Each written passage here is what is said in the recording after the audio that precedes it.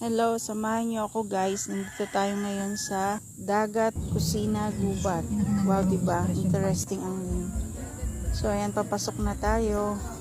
Ayan yung loob niya. Ayan, napakasarap ng hangin dito sa loob. Napakaganda ng ambience.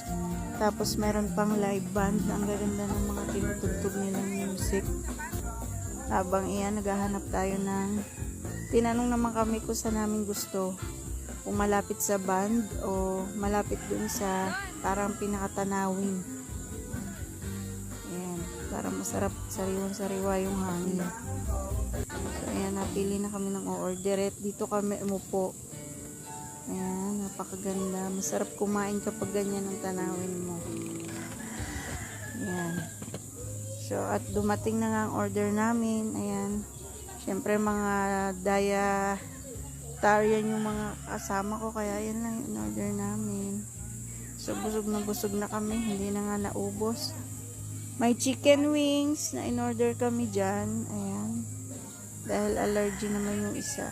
So 4 na kanin. Diba? Diet lang ang peg. So ayan, sa labas ang sa kabila, view ng kaso Dagat walang Kusina ban. Gubat. So yun lang, thank you.